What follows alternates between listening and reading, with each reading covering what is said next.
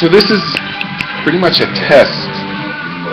When I was, in terms of the story behind the seminar, when I was organizing it, when I was organizing the seminar, it was a bit of a quick decision, which I said marathon is much better than sprinting, and this was a bit of a sprint. So that has pluses and minuses, and minuses are a lot of chance for unpredictable moments. But anyway, so this is a test. We'll see if this works out. Then we will do it normally, the way it's supposed to be done, but we'll do our best with what we have. So, to begin with, how would you translate the word Ukemi? What translation are you aware of? We're receiving first. Right, receiving.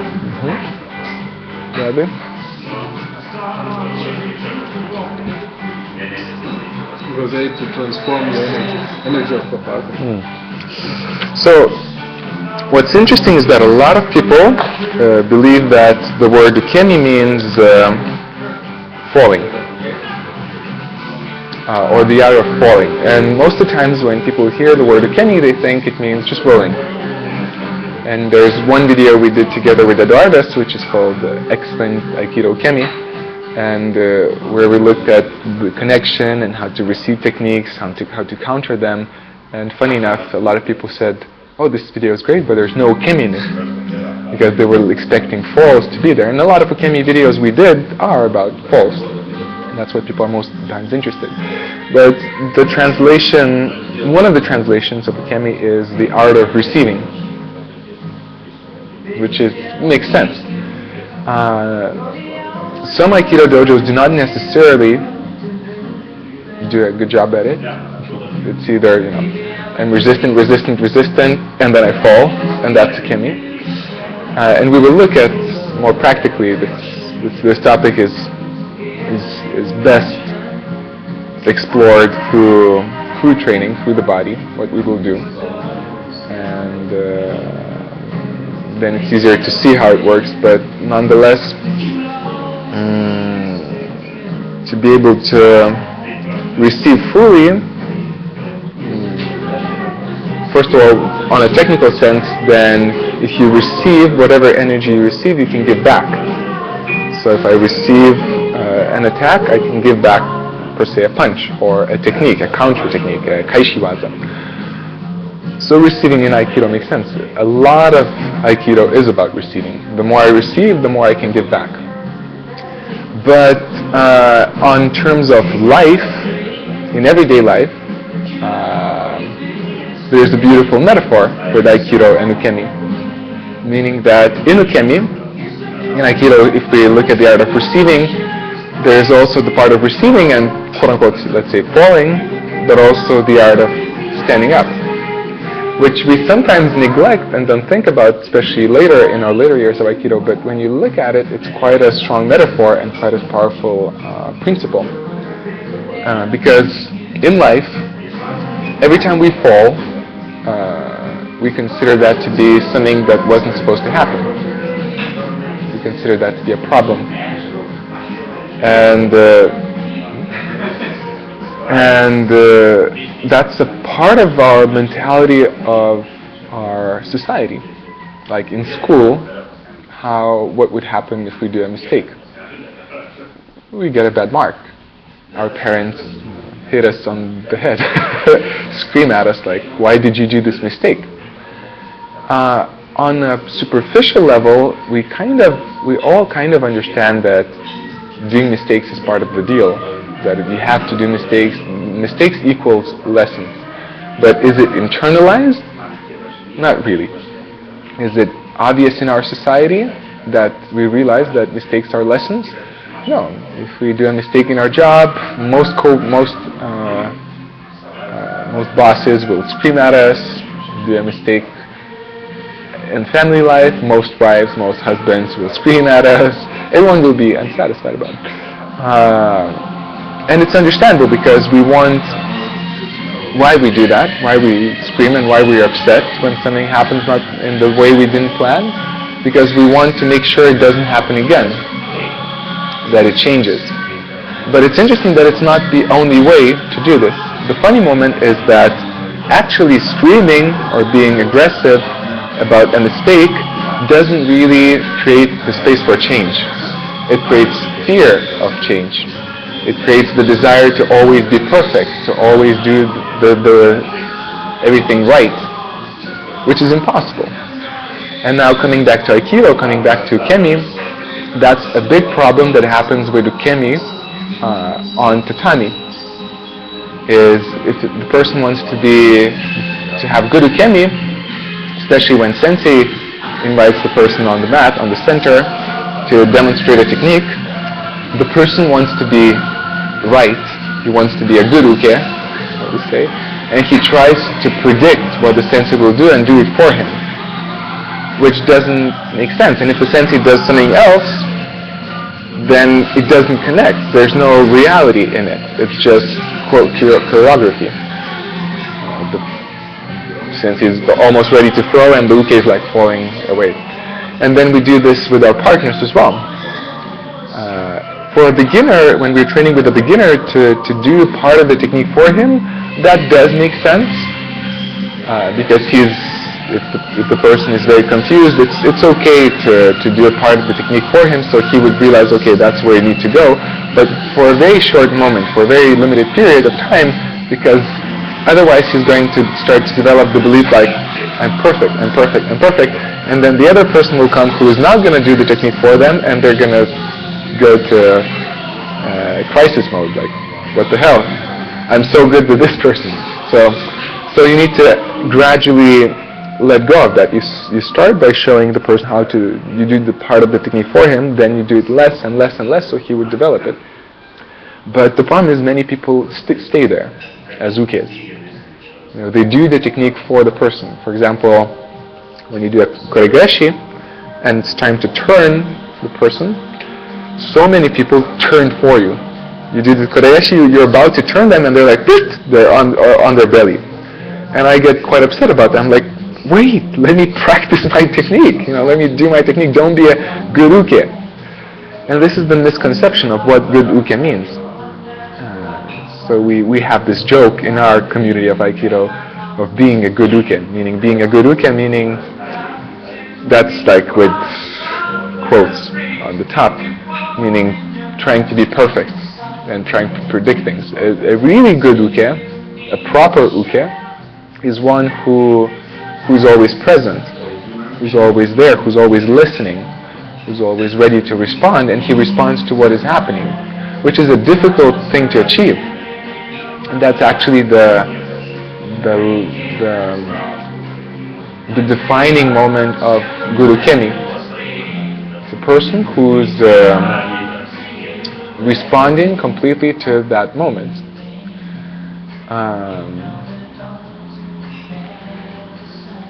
So coming back a bit more to Ukemi, to Aikido Ukemi on the mat, I like to say that there are two main reasons for trauma in Aikido.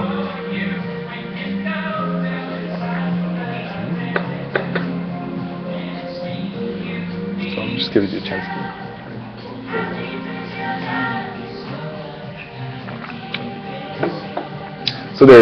So please continue. I'll just give you small chances to write, but please, I always encourage writing, so please take your time.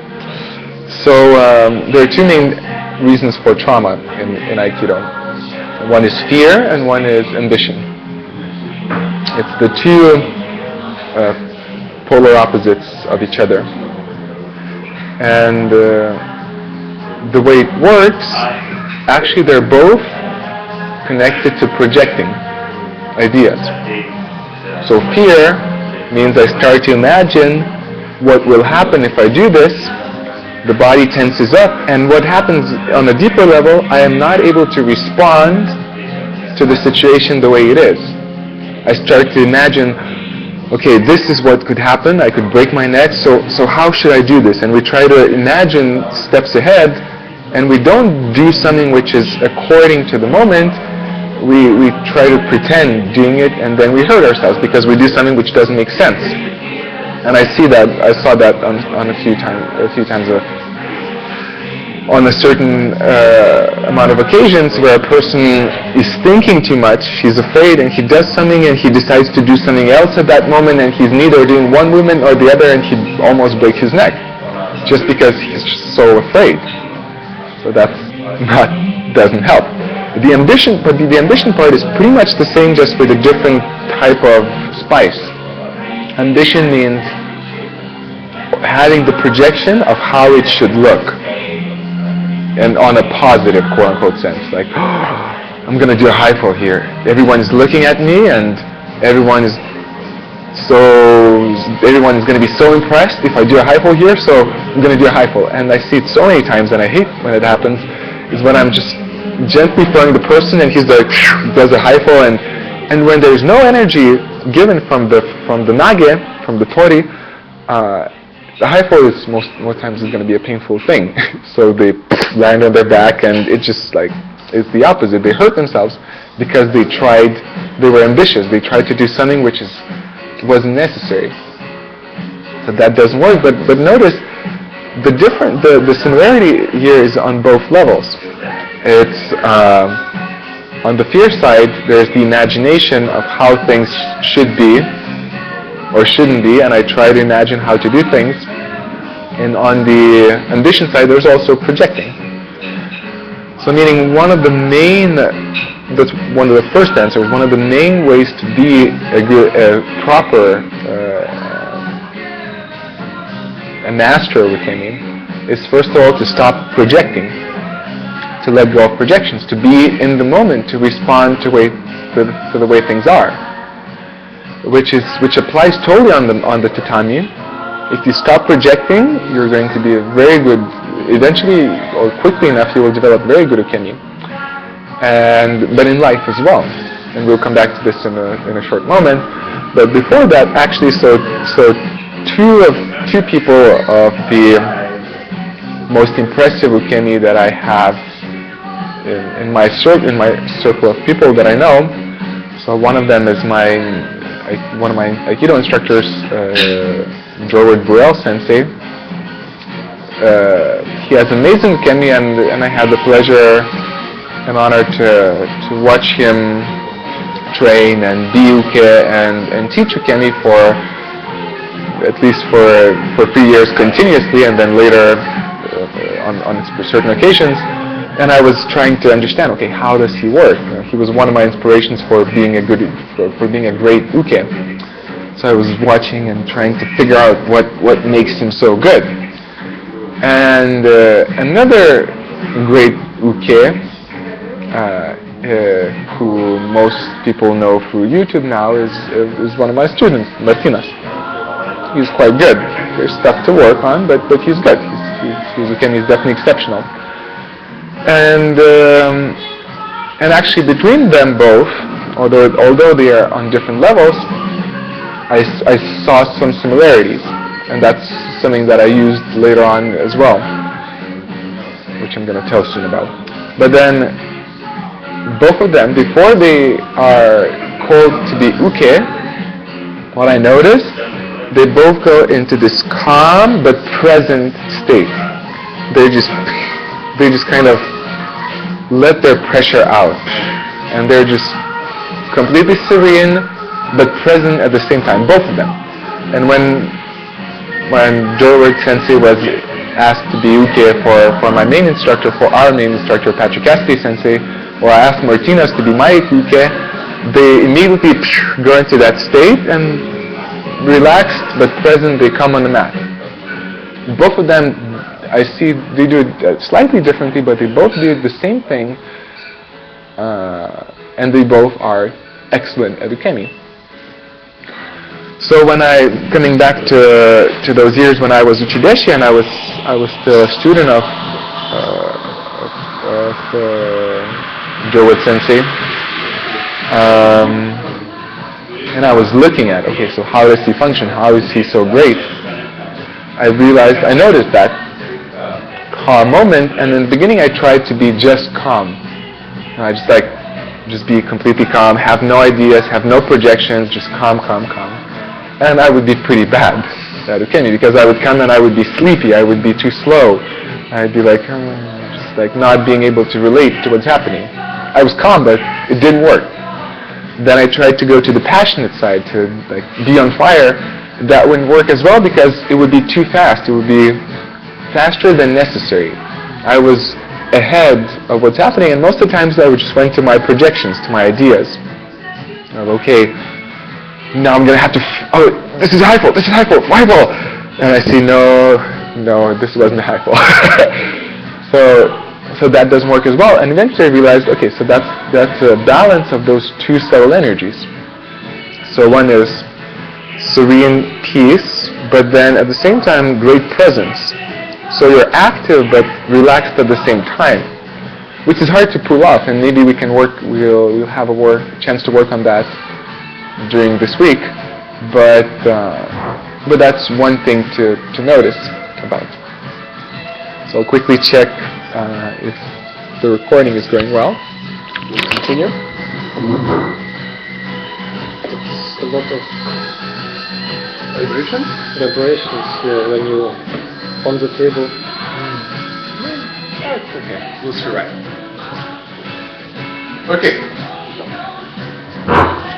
As I said, this is like the quality of the video is going to be pretty bad. Because it's not live. It's live. It's actually live. People are all over the world are watching at us right now. Okay. And then it's going to be recorded and published. Okay. Well, anyway, let's see how much time we have. Alright, so now bringing back all the points we touched and connecting them.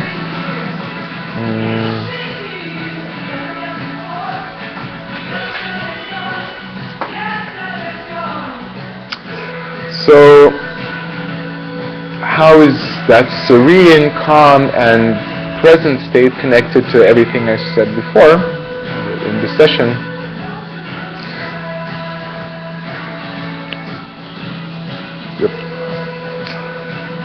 In that calm, serene, but present state, there's no projection. There's no guessing. There's no imagination. You're just there. It's more or less it could be referred to as an active meditation state, meditational state, a slight trance state. And I don't want to make it mystical. I don't want to make it unobtainable. It's actually very human, but still, there's a certain sense of meditative state where you're present, aware, but not projecting. You don't go into thoughts, you don't go into fear, you don't go into ambition. You're just there. And eventually, I learned to connect with that energy, that sense as well, and it changed so much because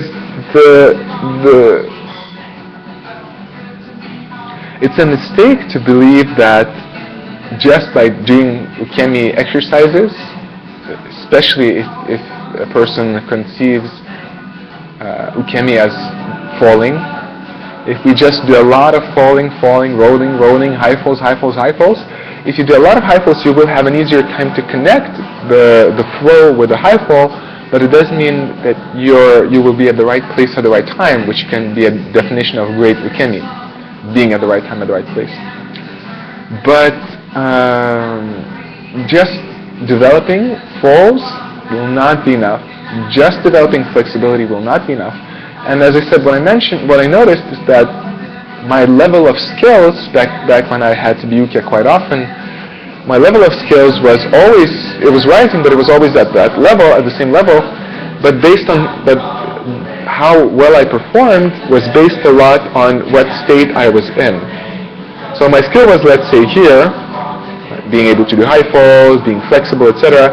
But if I was not present or not serene at the same time, I would suck. I would do nice-looking high falls, but they would be at the wrong place at the wrong time. And if I would be at a good state, then it was just out of this world. And it wasn't based on skill. Going to that serene, present state is a skill. You can develop that, but it's a skill, it's not a mechanical skill. It's not based on how many falls you do.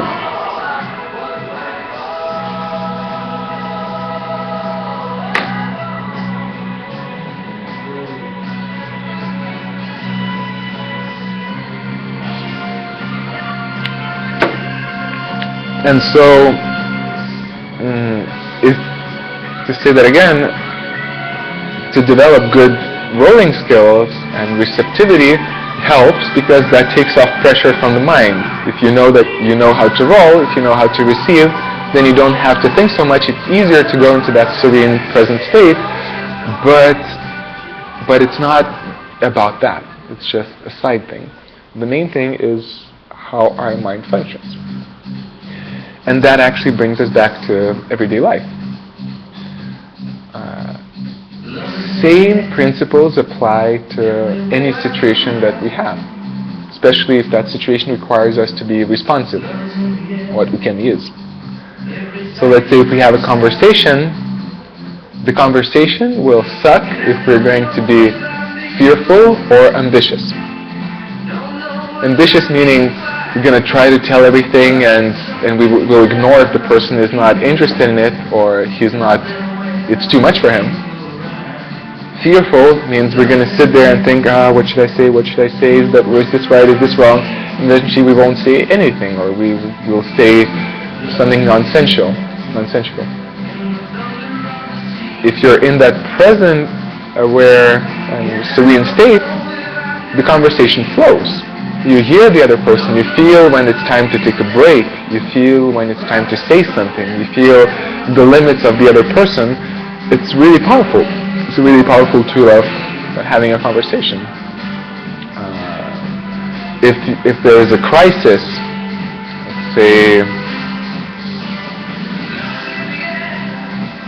let's say someone fell off the ladder and everyone is in a shock state and everyone is screaming. If you will go into the shock state of screaming as well, okay, we're doomed. If you're going to be ambitious and run around and start to force everyone to do things, and maybe the person is fine and you're already calling the police and you're running to the local closest hospital, that's not the right thing at the right time either. Or you're just running, getting a glass of water and bringing that to the person. It's like, wait, you need to feel what's happening. If you're just serene, oh look, he fell. Well, I guess we need to call the hospital. That's going to be too late. If you're just on fire, not good either. But if you're present and serene, you're not shocked, there might be adrenaline, but you're not owned by it. And then you do the things which are necessary. So in any life situation, this is a wonderful skill. And coming back to our very first point in terms of mistakes, that's what changes our relationship with mistakes. Because why do we avoid mistakes? It's because we have a projection in our mind of how things are supposed to happen, of how things should be. I should have this amount of money in my bank account. My wife should say this and this to me, and she should act like this. I should have this job until this and this year. This wasn't supposed to happen, etc., etc., etc. We have all these projections, and when something happens not based on the way we planned, let's look back on the tatami. You're looking at the technique and you're looking and thinking, look, a koregeshi. It's about to do a high fall, but if you're present and the sensei changes and does something else, you're like, oh wow, okay, something else happened, and you adapt. It's not a problem. You do something else. Same type of mentality can translate to everyday life. Okay, I'm supposed to have this amount of money in my bank account, and suddenly I look at my bank account, it's not that amount that I expected. So that receiving that difficult set of energy, that pressure, coming back to the tatami. Since he does koregashi, and suddenly switches to ikkyo, and you're like, oh no, it was supposed to be ikkyo, and then you resist, and you might get hurt, and it's just not going to flow. It's going to feel bad. You won't respond to the situation the way it's supposed to happen. If you're present, it's fine. So let's look back at the bank account. It was supposed to be that sum of money. Well, okay, it's not that sum of money. Pressure comes, the situation changes. If I'm a good uke, I adapt and say, okay, what can I do with this? How can I counter this? What's the next technique? What's the ukemi I need to take for that? And the final point with mistakes and ukemi is that what's the beautiful metaphor that I started off with about ukemi is that when you fall, you stand up immediately. That's another part of a good uke, of a great uke. He has an amazing ability to fall and stand up immediately. And in the beginning, it's a shocking experience for us. But, wow, I fell and I stood up. How can I do this? This is so scary. Some people have that, some people don't, but a lot of people are afraid to do that in the beginning. Like the ground is so far. But eventually it becomes natural. In Aikido, we fall and we stand up immediately. We don't lay there and think, shit, somebody did a technique on me. Well, maybe I will stand up now. We do it immediately and then we think about it. Oh, that was a nice technique.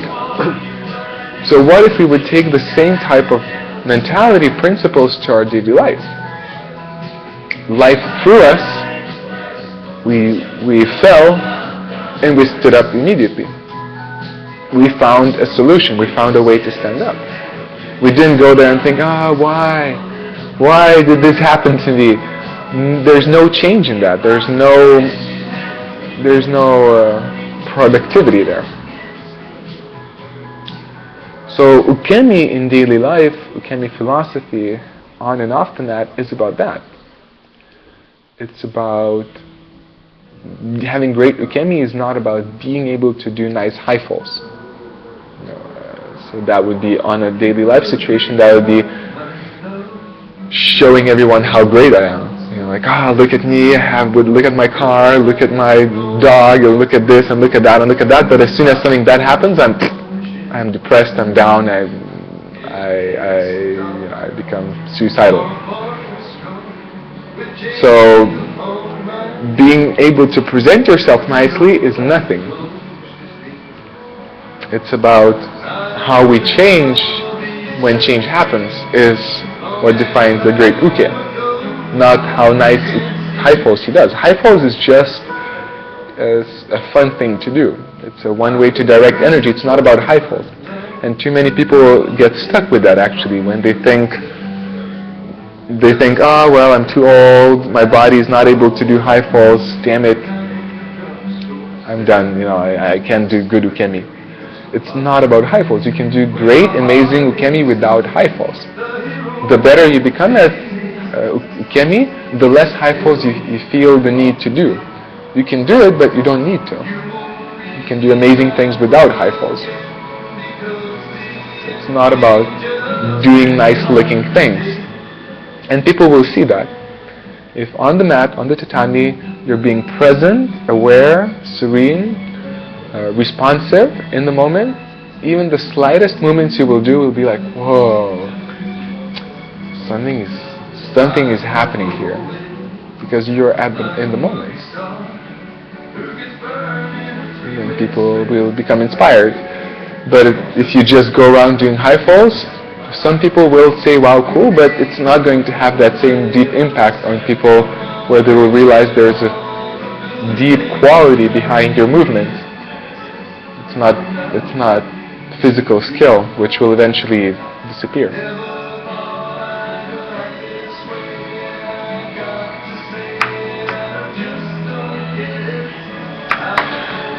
So to start off our week of Ukemi, the first question that I posed is, what would it be to develop that excellent Ukemi on and off the mat, on and off the tatami? What if we would strive to become amazing ukes not only when somebody does a technique, but in each situation? What if we would develop the skill, the inner skill, the essential skill to be great uke, not nice rolls and nice high falls, which would come naturally out of that? And to slowly finish this introduction, that relationship between tatami and off tatami, the person I spoke about quite a bit, Joe Burrell Sensei, I keep telling that to my students that for me he's a great human being on and off the mat. The amazing Ukemi he does is obviously reflected in the way he responds, reacts, and talks to people, and he's very receptive. In Ukemi, yes, for sure, but off tatami as well. He's very adaptable. He's able to change very quickly. So during the 3 years I spent in Switzerland as Uchideshi, there were enough moments of what could be considered as crisis, where Joe Sensei was also there, and it was beautiful. We were all inspired to see how he would respond. Like some of us would become angry, upset, sad that something happened. He would be like, there, done, changed. So he was clearly able to manifest that on and off tatami. But that is accessible and open for all of us at any time. It's just the question is where we will focus on. Are we going to focus on trying to look good, trying not to get hurt, or are we going to focus on being present, aware, awake and serene at the right place at the right moment? And then Ukemi will naturally become amazing. Trust me. So these are actually we will work on technical things during this week. We will look at how to descend, how to stand up most efficiently, how to roll better, how to do high folds. We'll check how much high folds we can do. But we will look at technical things. But the main thing behind all of that is going to be that state of presence, awareness, and calmness at the same time. Because I said, if you can do that, it's like coming to a restaurant where you see all these amazing dishes. There's a list of great stuff, but the chef sucks. It's like that restaurant is equal to nothing.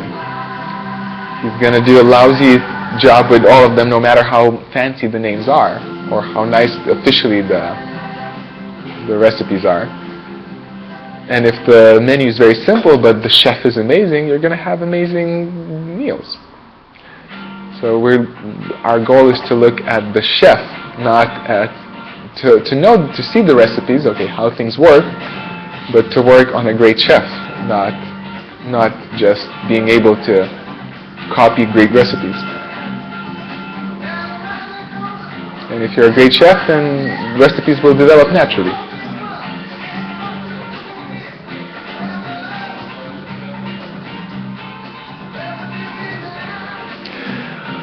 So, before we finish the official stream session, are there questions?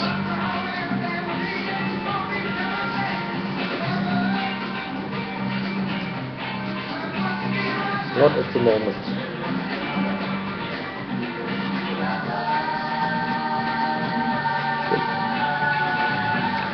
So right now I'm actually thinking whether this is really going online. There's a chance it's not, but well, we had a good talk though.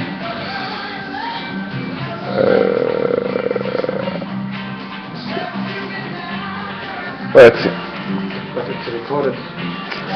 No, that's a good question. I don't think so. But let's see. Because I wonder if it's